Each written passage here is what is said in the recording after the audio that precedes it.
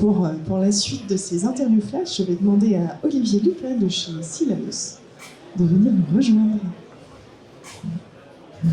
Bonjour Olivier, comment vas-tu? Bonjour. Ça va très bien, merci. Tu avais juste Lucille à traverser parce que ton stand est de ce côté, à côté de notre cellule impression 3D. Oui. Et donc toi, tu mets l'impression 3D au service des roboticiens pour tout ce qui est design, prototypage d'outillage et de préhenseurs. Ouais, ce qu'on voit aujourd'hui, d'ailleurs il y a une vidéo qui tourne sur le stand, c'est que l'impression 3D peut vraiment être un outil intéressant sur l'automatisation, sur des préhenseurs.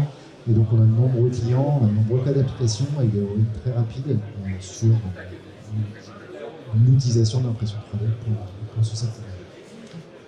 Donc de l'autre côté, si vous regardez un petit peu les cellules robotiques que nous avons intégrées dans l'usine pilote, vous verrez le nombre de préhenseurs réalisés en impression 3D.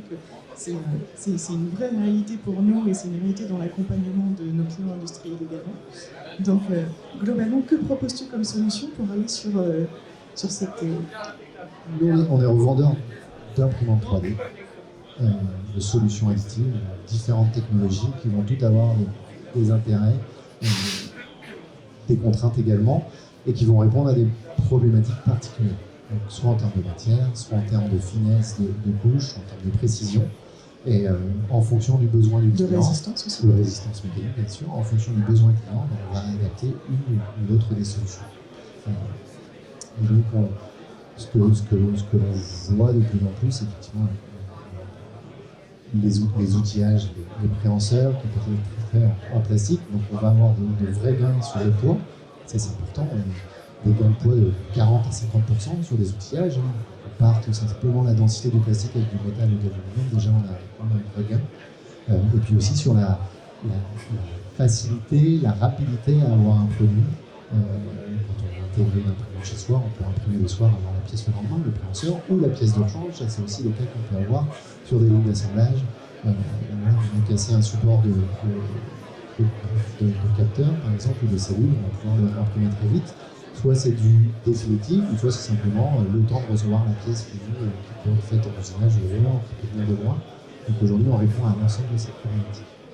Et puis du coup, un gain en rapidité incroyable par rapport à une fabrication traditionnelle d'outillage ou de préhenseur. Oui, on peut avoir une pièce du jour pour le lendemain, voire en quelques heures si on a fichu.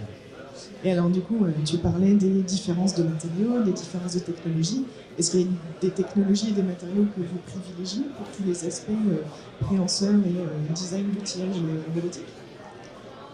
Aujourd'hui, je dirais qu'il y a deux technologies peut-être qui s'y prêtent un petit peu mieux. C'est le début de fil, c'est la technologie la plus basique, des imprimantes qui sont assez facilement intégrables, avec des coûts assez faibles, mais qui vont pouvoir malgré tout aller chercher des matières assez techniques qui vont répondre à des sollicitations importantes, notamment parce qu'on a des matières qui sont chargées, fibre de verre, fibre de carbone, donc mécaniquement on sait répondre à des charges exigeantes.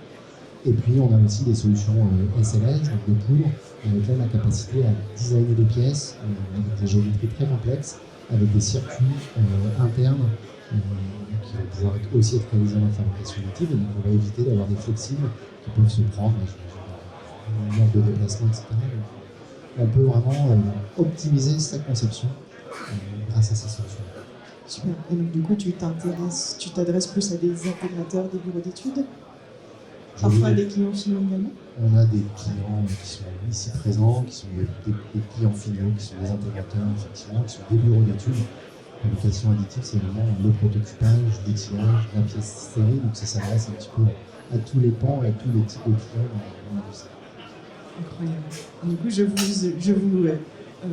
invite tous à aller sur le stand de Silaos, qui présente une jolie gamme de pièces qui peuvent être fabriquées avec les différentes imprimantes 3D que vous revendez, et à aller regarder comment dans notre cellule imprimante 3D, on a quelques-unes de vos imprimantes.